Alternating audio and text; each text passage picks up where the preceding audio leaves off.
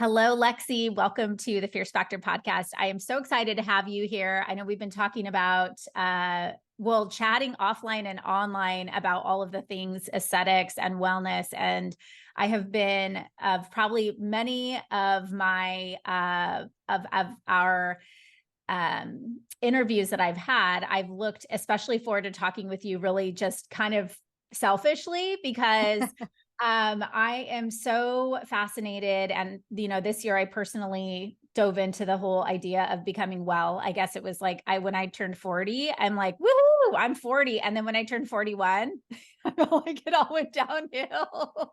Yeah. And I know that there's a lot of female entrepreneurs out there and listening to this podcast who are like, Lexi, give me all the deets. I want to hear about, myself, what I should pay attention to, and also women who are running aesthetic businesses that are trying to kind of dip their toe into the wellness side. So I'm really excited for our chat today. Welcome to the podcast. Yeah. Thank you so much. I've been listening to your podcast for quite some time, and I was probably about 10 episodes in where I'm like, man, she just speaks to my soul. I have to know this lady. I feel like she follows me with every day, and she's lived the life that I live, or helps people living the life that I live. So it's good. I'm super excited, very honored to be a part of your podcast. We got to connect in person finally at Aesthetic Next, which was great. But yeah, absolutely. I can't wait to kind of jump in that. You're absolutely right.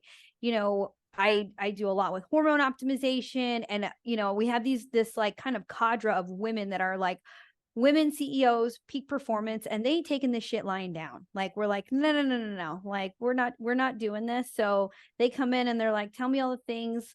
I'll see what I'm willing to do, because that's the hard part. And I know we're going to kind of get into setting boundaries. And that's what I have conversations with my female patients. What are you willing to do? Because you're going to have to do little sacrifices here and there, like going to bed early and doing those things.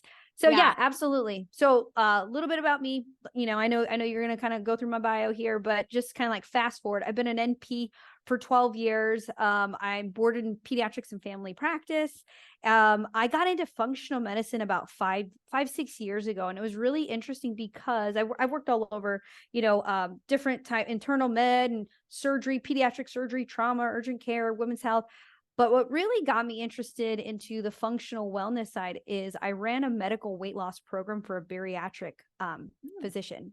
And what I quickly learned is that you could help people lose weight without surgery. And I thought that was really fascinating by looking at things like their vitamins and their nutraceuticals and their gut health and their thyroid.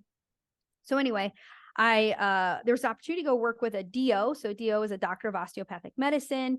And I feel like they tend to kind of focus a little bit more holistically. I mean, they're still very, very traditional in many ways, but if I say, hey, we're going to put them on some adaptogenic herbs, it's not like I just grew another head in front of them. So there was an opportunity to go work with an internist. And what was great about him is that he kind of just gave me enough freedom to kind of like expand my wings, but I was able to kind of almost simulate what it would be like to be a business owner in his office, which was really cool. He was cash pay. I was very grateful for that opportunity. But as kind of medicine changes, was going through some changes. It was about 5-6 years ago. It was pre-pandemic. He kind of went left and I went right, and it was great. It was honestly, it was kind of scary when it happened, but it was like just the shove that I needed to go into this direction. And I've been so grateful ever since. So I started out on the functional side. I started helping mainly women because a lot of them wanted help with weight loss. And I saw a common theme. We'd look at, I always say the core of what we're good at and what we do are hormones, thyroid, adrenals, gut. Like that is the center of the universe in many of these types of instances. And then what was happening is as I got women feeling good, they liked their husband, they felt sexy again, they were sleeping better, they could remember why they went into the pantry, they could recall people's names. Wait, I was sounding too good to be true right now. Yeah. I was like making some shit happen for these ladies. I mean, they're just not asking for much. And so then it got into, well, hey, what can I do about my wrinkles or my skin or this? And I'm like, I damn near reversed your Hashimoto's disease. Like, what more do you want from me?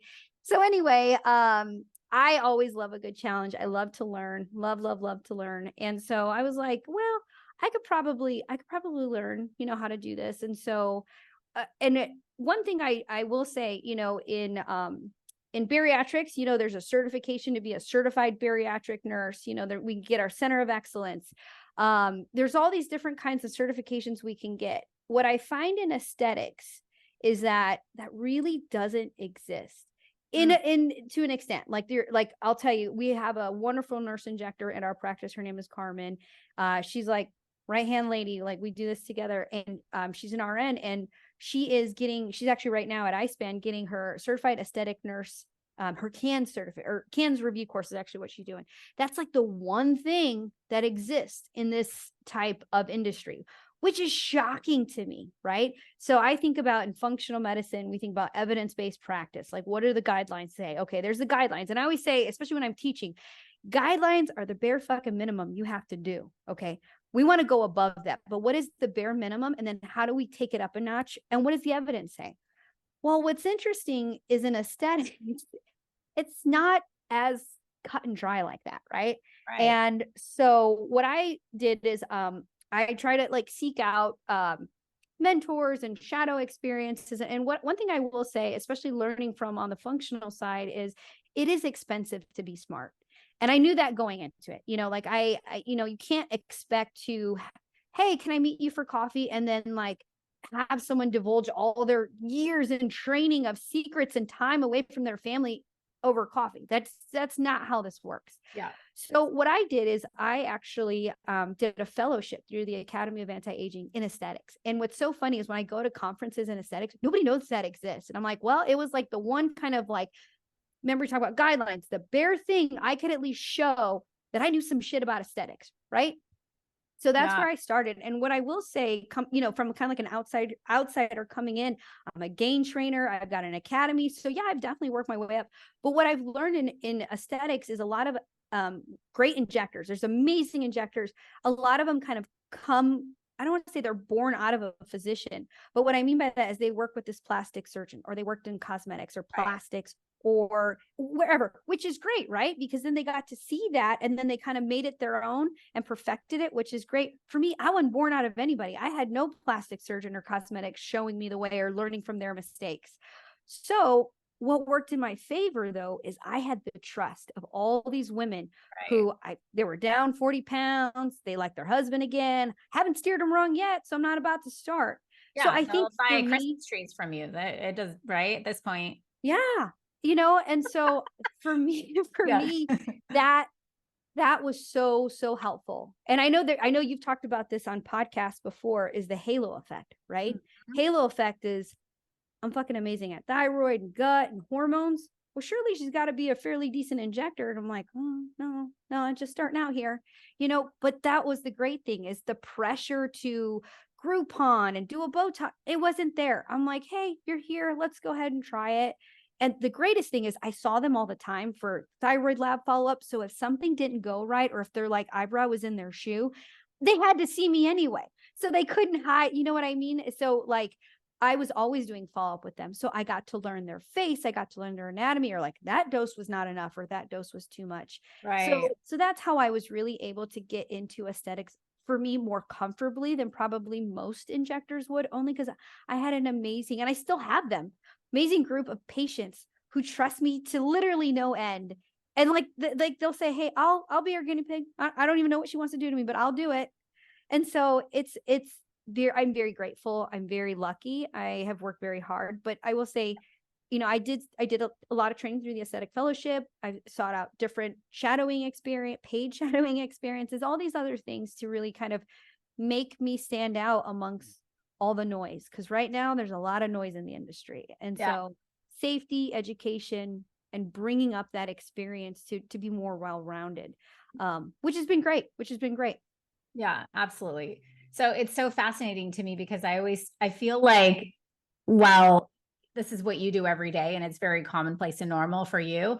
I remember coming out of the pandemic and just sort of looking at the industry trends and making the predictions, that like really telling all of our clients, like, hey, the global wellness industry is worth $1.4 trillion, and with a T, and people who are willing to invest tens of thousands of dollars a year into their aesthetics are suddenly going to now see their healthcare as a priority, which was a pretty recent shift. So you were kind of really on the cusp. I mean, I would say like, people it wasn't normalized to pay cash to see a doctor, right? For your healthcare. It was like, okay, see the doctor when you have to.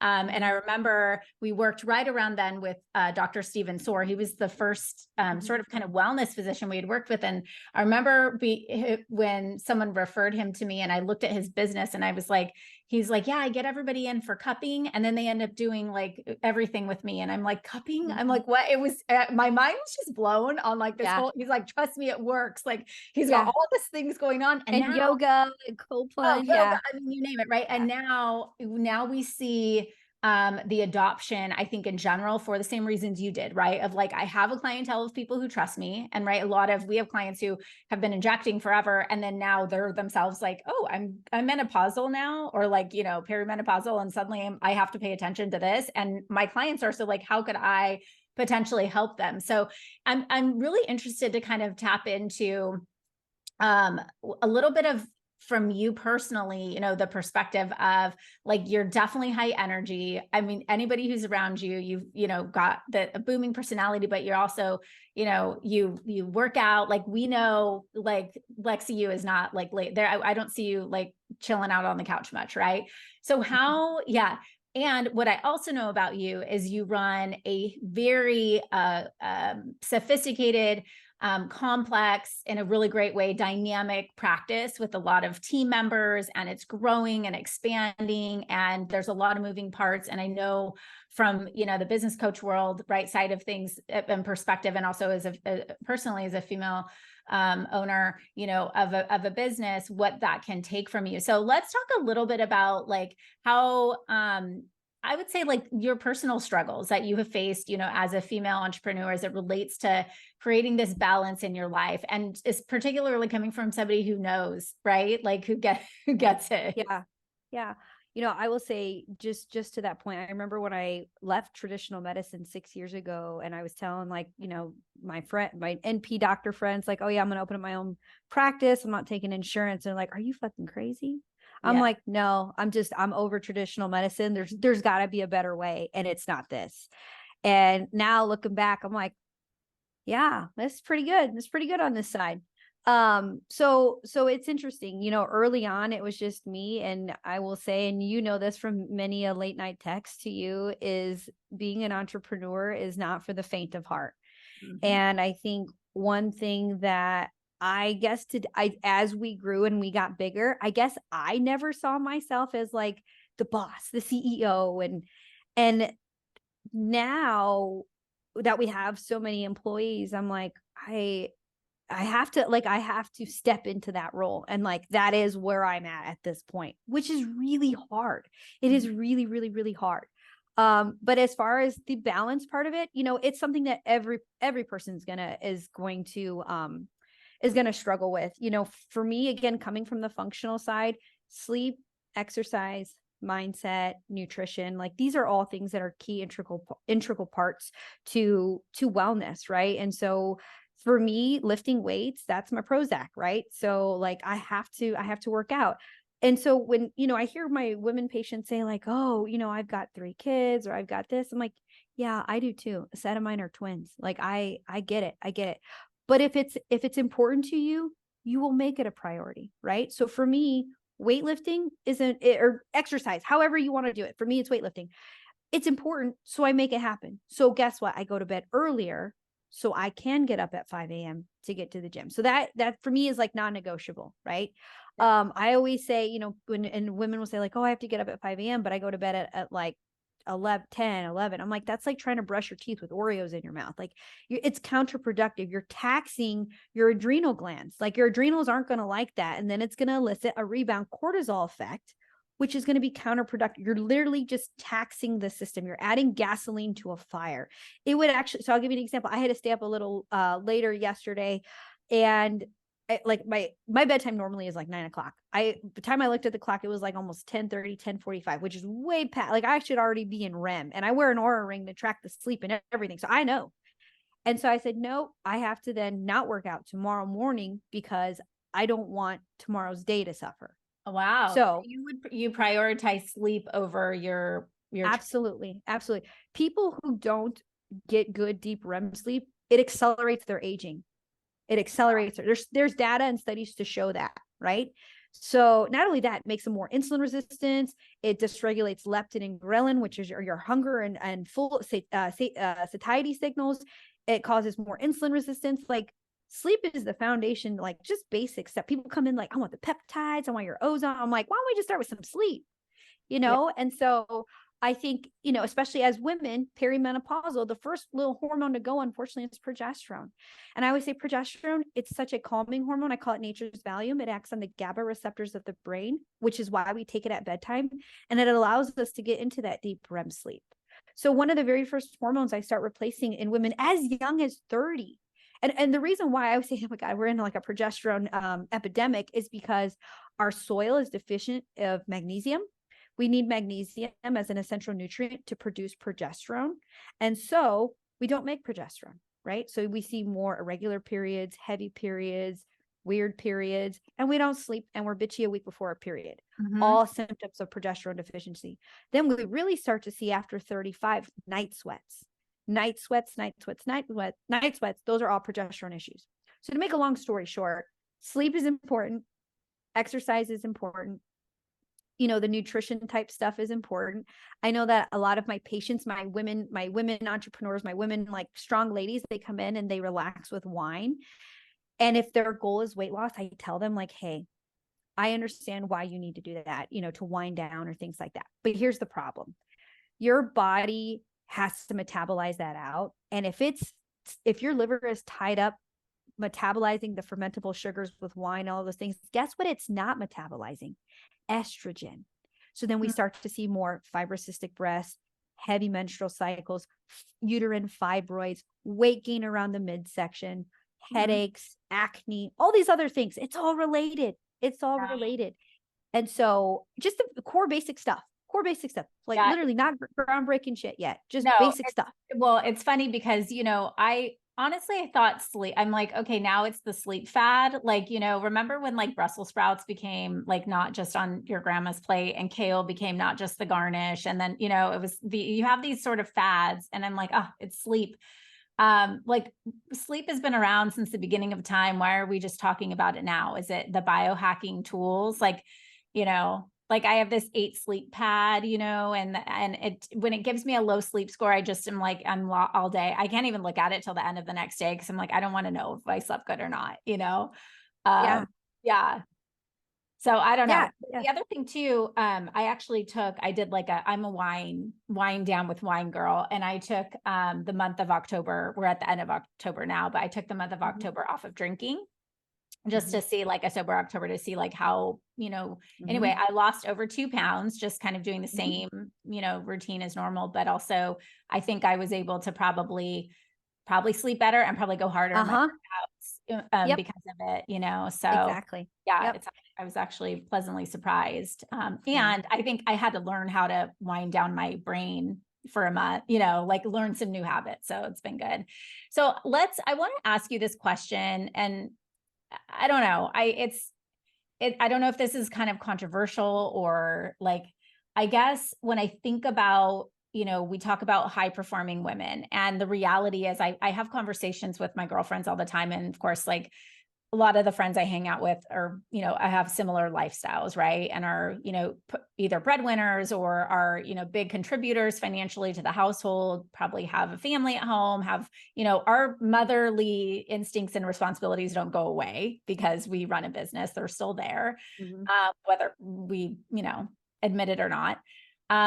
But I'm curious if high achieving women are more susceptible to illness or hormonal issues. I feel like there's conversations about like, I've worked with many clients who have driven themselves to the point of I have like, I'm sick and I have to like in the hospital sick. I have to take time off of the business because I have run myself ragged. I'm curious from your, medical perspective, if we really are, if like we need to be a lot more conscientious as high achievers about that and where we're headed. Yeah, absolutely. So one of the biggest things that I see is that the stress and the pressure and the demanding schedules of being everything at the office to everybody, then getting home and having to do all those things because that's what we as women do. It can create cortisol dysregulation. It can create HPA axis dysfunction. It can also weaken your immune system if we're not eating good. Our gut will suffer. Think about, I can't tell you how many patients I had black coffee, or I had a latte for breakfast. I had a protein bar for lunch. And then, I don't know, insert whatever other processed crap they were eating. And I'm like, so, 80% of your serotonin in your immune system is actually made in your gut. If you don't treat your gut right, everything else is not going to work, right? And so it is extremely important, because if our eating patterns are dysregulated, it's going to create a sugar dysregulation, which is going to make us rebound and irritable and all kinds of stuff. But our immune system, it's going to weaken our immune system the more stressed and more ragged we are.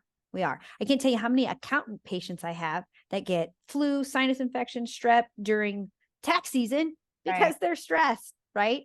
And so, absolutely.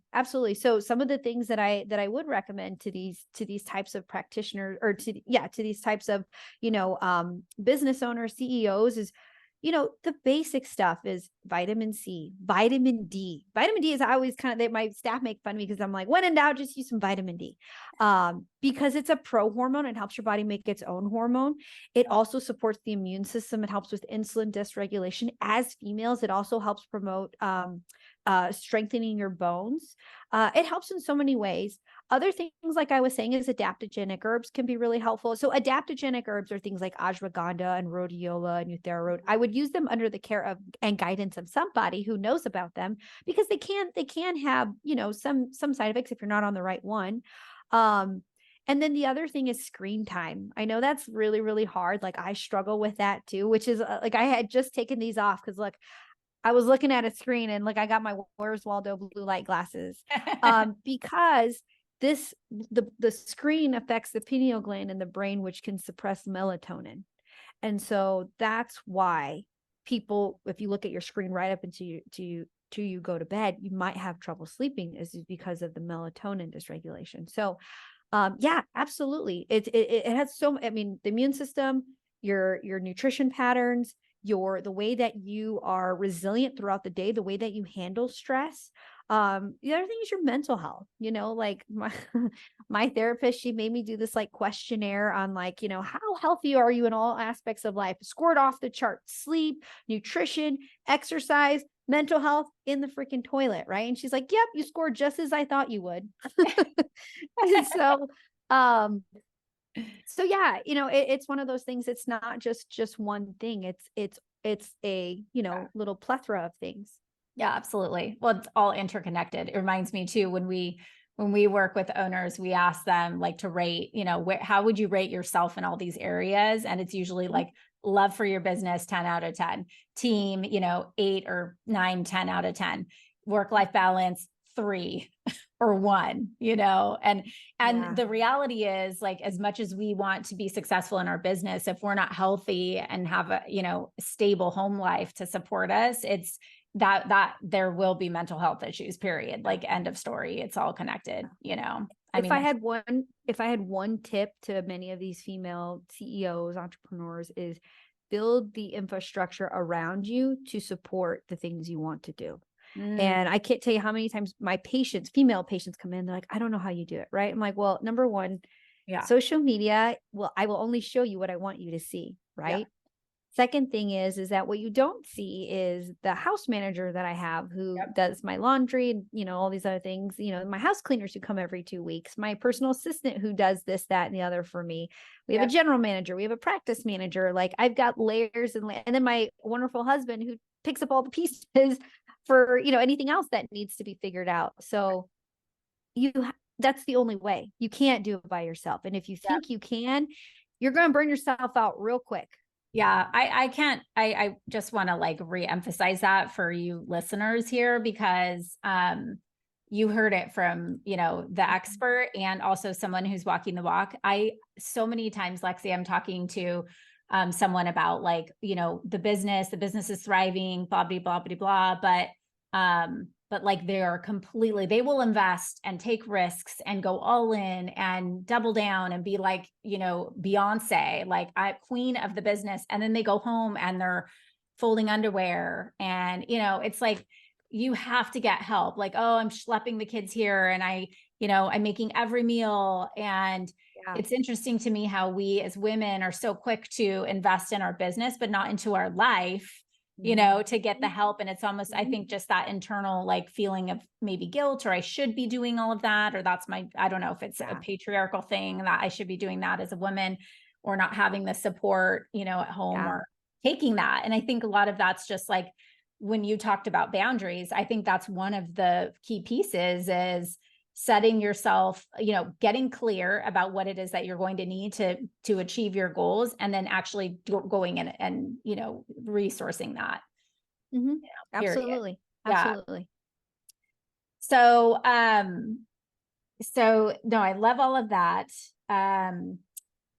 Let's talk a little bit about your experience, as, an integrative wellness physician. And I know you go do A4M and all of that, and you have like that sort of like the medical side, and then sort of transitioning into aesthetics. And then now this whole like past year of this whole boom with semaglutide, and the whole weight loss thing. And, I've literally walked in and seen this in practices. It's the get skinny shot, and it's just, and look, like, I totally get it. Like, I'm not providing an opinion of whether people should or shouldn't or whatever, but more of just, your thoughts about this sort of like trend that's been going on and how it's being distributed and also marketed in the aesthetic industry.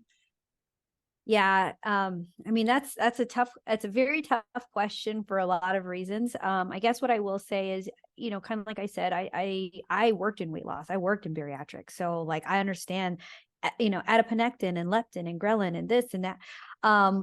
And while, with peptides peptides have been around for a very long time. Insulin was the first peptide that was ever discovered, which has been around forever. Right. I've been using peptides in patients for the last 5-6 years. In our area, one of the very first adopters to it, which is great. Way before semaglutide ever came along. Many days I wish semaglutide would go away. I do. For a lot of reasons. What I would say is I think it's a very exciting time. I think it'll be a very interesting time. Just as you and I were supposed to record last week, and there's some peptide changes, and I'm like, Kaylee, I can't get on right now because I have a little bit of a crisis to deal with. Which happens, right? You know that from running businesses. It's going to be very interesting because there are some reclassifications with peptides that are going to be taking place. And I guess the biggest thing that I would say is that if you're going to add in a peptide program, whether it be any GLP-1, semaglutide, tirzepatide, anything like that, either have a practitioner, someone that is dedicated to actually monitoring those patients, invest in a really good body composition analysis system. It didn't have to be anything crazy. Like we have an in-body, but it didn't even have to be that high tech. Because one of the biggest things that I just want to be sure is I don't want all of us to get a bad rap. You know what I mean? And it's like in every profession we all have like, oh yeah, there's that one teacher, that one police officer. Like, I just want to make sure that we're all doing it safely and that we're all doing what's right for the patient and not just for the business's pocketbook. And I think that's the biggest thing is that baseline blood work. What's the follow-up? Are you coming in? Are they meeting with a nutritionist, a health coach, a dietitian? I will tell you, Kaylee, I sat in on some of those semaglutide programs and at some of the conferences lately, and I'm just like, oh boy, here we are. So I just want to make sure that we're doing it safe and we're doing it for the right reasons, and that these programs, they'll say I have a weight loss program, and I'm like, you prescribe semaglutide. Like, do you have a health coach? Do they meet with a nutritionist? Are you checking blood work? I just want people to do it the right way. Just do it the right way. So the great thing is there are many good training programs. You know, there's A4M, there's International Peptide Society, there's SSRP, which is a great one. I have, you know, kind of like the Reader's Digest version of that, you Right. know, so it's like, how do I take this and implement it Monday morning? So there's lots. I think, again, people, it's expensive to be smart, and you have to invest in these things, or refer out, maybe collaborate with an integrative provider who wants, you know, to collaborate with you as an aesthetic and wellness practice. I think that's probably one of the best things you could do. If you're mentally not going to be that person who is going to follow up on those patients, and you're not going to hire someone to do it, collaborate with another person who will. And that way you guys can kind of share back and forth these patients and do what's right for the patient. But it's an exciting time. We'll see what happens. There is something that is in the works currently that is better than trizipatide, which I can't wait to see what that is going to do for the weight loss population. But yeah, that's kind of it. Just, you know, I'm very cautiously optimistic. I just want to make sure if people are doing it the right way. Right. Well, that's what I've heard, some of the same feedback from our clients who are in a similar type of business as you, or, you know, really like have a more of an integrative approach to how their patient care, and, you know, how the weight loss is there should be a program, and, you know, definitely certain level of management around that. I am curious though, your perspective or opinion about why is there so much controversy around peptides with the FDA right now? You know, I think there's a couple different things. You know, I think for a long time, it's you know, we've been prescribing them from FDA, the sourcing where they come from are FDA inspected, approved facilities, but the compounds themselves are not considered FDA approved. I truly don't know the reason why. I am curious is because now semaglutide has kind of taken peptides to market, like that one peptide. Like I was doing a gain training at a med spa, and I said, "Oh, you guys prescribe semaglutide?" And they said, "Oh yeah." And I said, "Do you guys use any other peptides?" And she looked at me, she goes, "Well, what else is there?"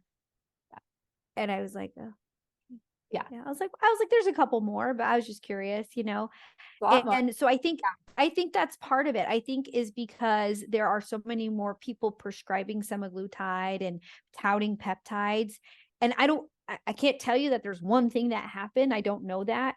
But I think semaglutide brought it to market and put it on the radar. And now the rest of us got to suffer. Yeah. One of our clients, and actually she's working with me through some of my wellness stuff, Dr. Lori Mhm. Gerber in Philadelphia. And she said her opinion is this is just big pharma politics. You know, it's like she's like the lives that I have changed, you know, having these peptides, Absolutely. she said have been around since like in hundreds of years. She was talking Mhm. about like how bootleg. Insulin's been Yeah, around yeah. forever. She's like, this happened like in way before the Industrial Revolution. Like, she's like, this is not new. This is now big pharma sees, you know, this package coming like this, and probably to your point, the semaglutide. And now they want, you know, well, hey, there's not regulation here, and we need Yeah. to be in the game. And, you know, which again, who's disadvantaged? The patient Right. at the end of the So day. what I will say, as someone who does study peptides and, you know, have done some certifications, and I'm actually kind of excited about it. Yes, it sucks, but I actually am looking at this as an opportunity, because in one of the mastermind groups that I belong in with many peptide physicians and practitioners, is they're actually hoping to make a board certification in peptide therapy. So you have to be certified to Right. prescribe them, which Yes. I'm like, you know what? This is going to, I think, help streamline it. Remember I said like in aesthetics, I'm like, there's really not like a set, like this is exciting. This is like, oh, okay. You know, so yes, it does suck, but I think for the long term, I think it'll actually be good. Yeah.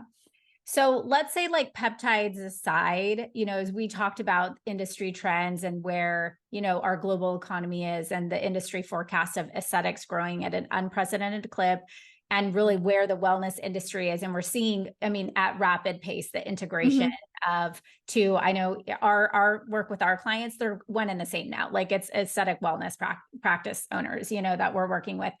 So that being said, you know, from your perspective, does it make sense for every medical aesthetics provider or practice owner to be offering wellness services in their practice?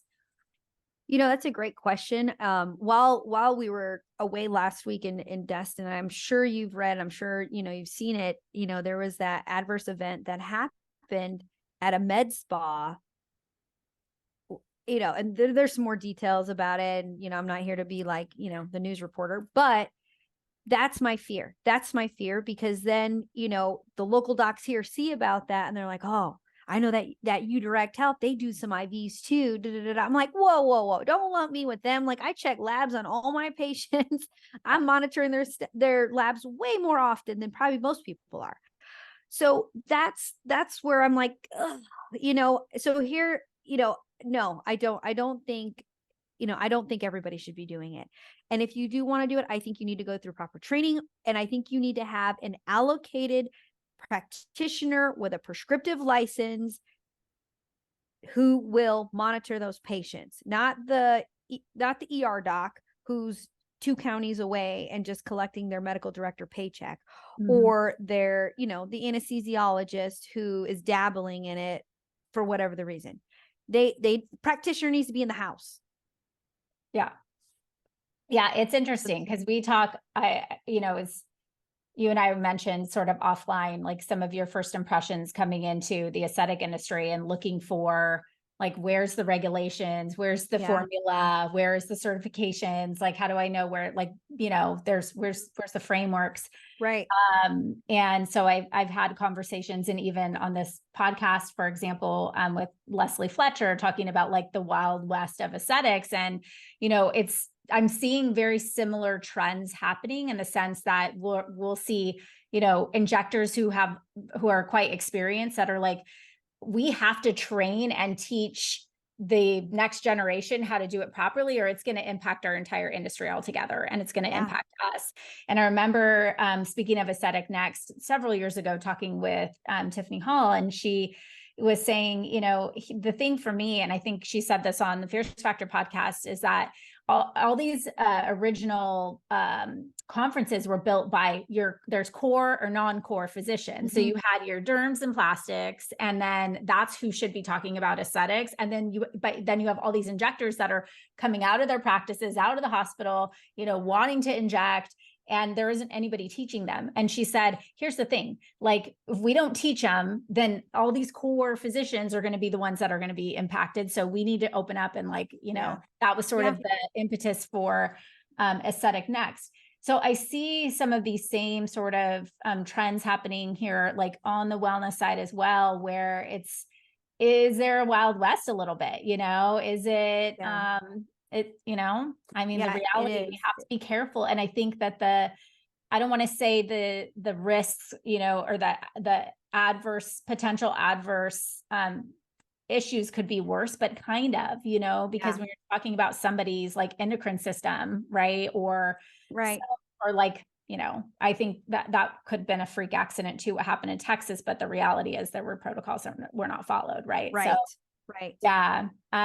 So interesting. So let's talk about sort of your academy and, how you, I clearly there was a gap that we've already talked about, and how you decided like, okay, now I need to bring this in as a part of my practice and offering, and bring my expertise so that I can fill this and provide the sort of Reader's Digest version of how to integrate wellness into your practice. So tell us a little bit about your academy and who's the right sort of client. Yeah. So I started last year, it was called the integrative residency. So I started it locally because my husband called, he's like, it was like the rise of the NP, right? So there's a lot of NPs that saw me and they're like, oh, she's doing this and it's working. And she's growing. Your husband called you the rise of the NP, what is that movie with Katniss Everdeen? And she's like, you volunteered as tribute. I'm like, well, great. But it was like, and yes. But it was, NPs reaching out like, hey, can I shadow you? Like, where do I go? Where do I take this training? And And so, there was enough people asking that I'm like, you know what, maybe we do like a once a month call. Let's start there. So I'd start, but what was hard is like, we'd start picking up people and everyone was like in a different phase of like, oh yeah, we already covered thyroid.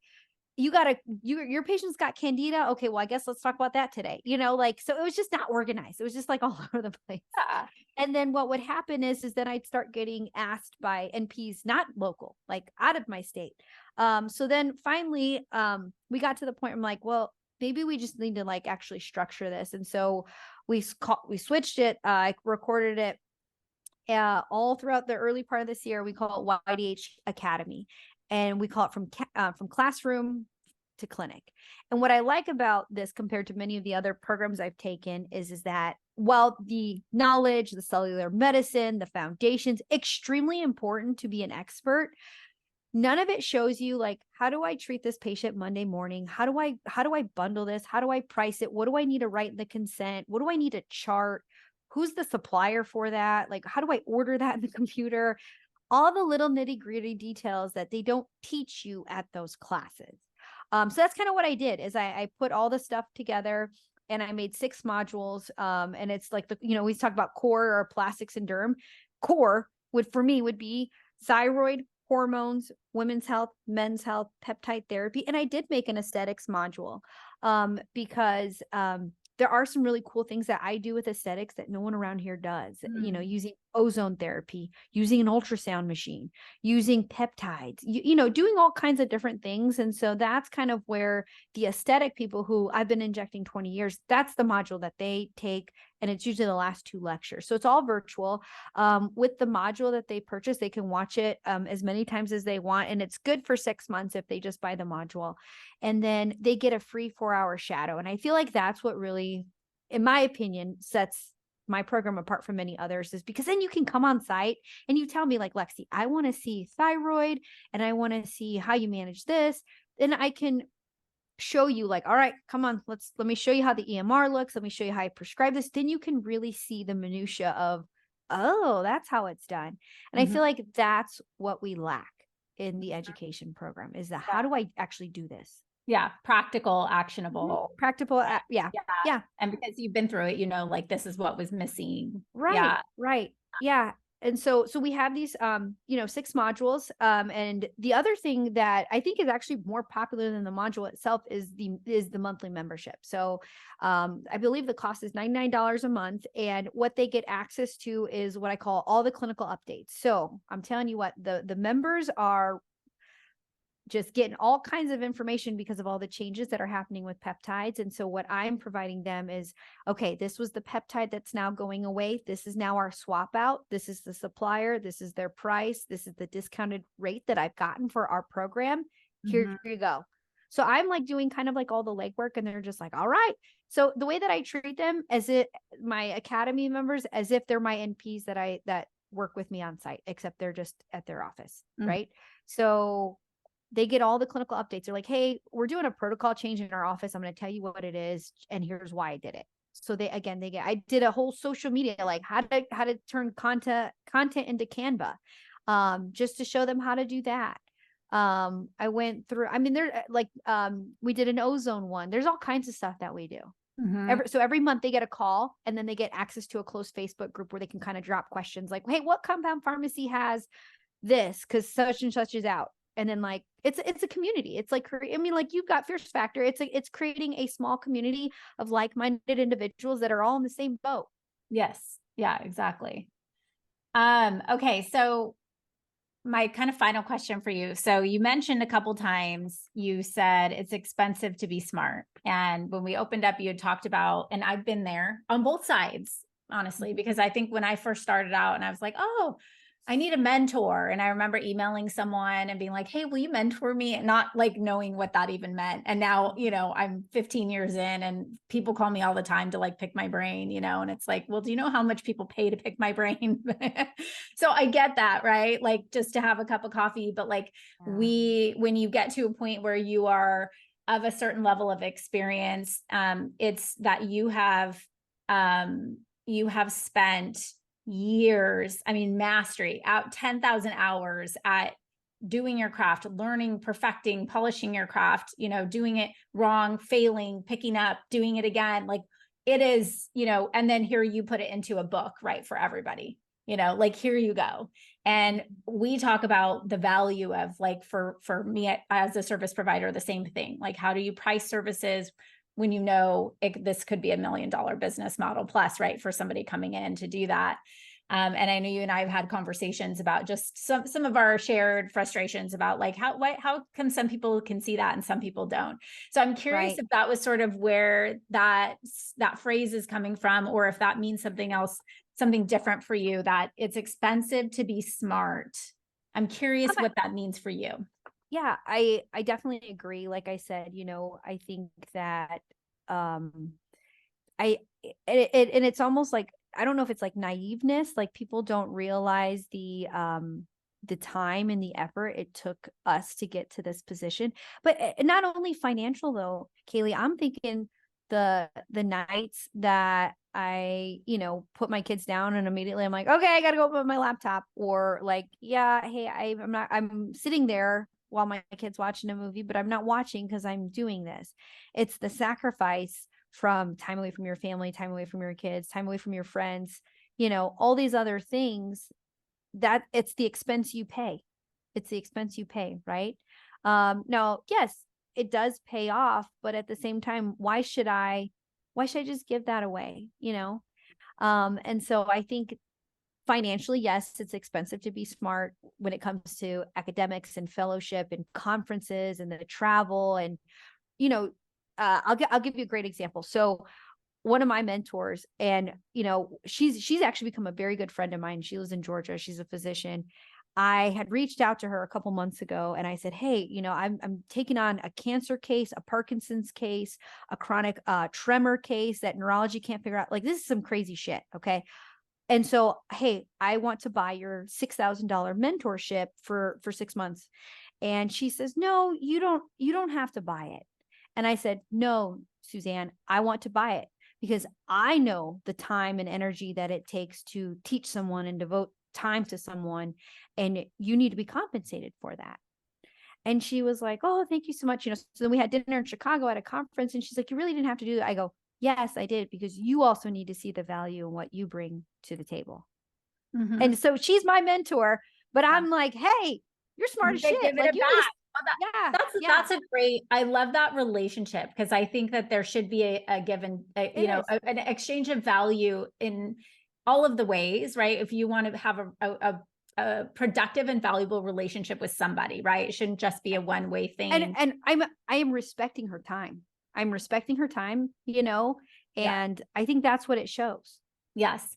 And I think not enough, like, even, right, maybe you don't have an academy, but even for like our business owners listening, and I will say ad nauseum, I think everybody's underpricing themselves, you know, around here, but that it starts with us, right? It starts with like that mindset that, hey, I'm standing behind the work. I know that I'm world-class, and like what I'm going to deliver is going to provide such a transformational result to somebody, that I'm going to make sure that I price my services in a way that they understand and know that, you know, and game knows game, you know, like we've had this conversation, like people who have done it and walked the walk, they don't want freebies. They want to respect and, you know, give mutual value for sure. So yeah, very true. And I'm thinking, as you're like, it's expensive to be smart. And I'm thinking of like the stacks of books I have in my bookshelf. And I'm like, the money I spent on those books, but the time that I didn't spend doing something else that could make me money to like put my nose in that book and learn. So I love that. That's such a great little phrase. So Lexi, it's been amazing. Thank you for all of the absolutely. Yeah, all the great insights. So I guess I would love for you to just, is there, you know, share any how, if anybody's interested in getting in touch, you know, with your academy. Yeah, absolutely. Yeah. Yeah. So if anyone is interested in checking out our academy, it's www.ydhacademy.com. We have an Instagram handle, ydh _academy. I post a lot of my kind of education. So if you're a practitioner getting into this and you want something to follow on Instagram, like I learned a shit ton from Kaylee on her Instagram. It's Uterex Health _aesthetics. And it's like, all kinds of fun stuff, theme, OSHA, wing lift, thyroid Thursday, all kinds of stuff. I also have a podcast, The Better You Project, and that's kind of geared more towards patients. So, as a practitioner, if you're interested in getting on this side of medicine, it might just be good to kind of just start there, and that's, free. But yeah, happy to have, email conversation, all that stuff. But most of the information is on the Academy. Love that. All right, Lexi. Well, thank you so much for your time, and appreciate you. Take care. Thank you so much. All right. Bye-bye.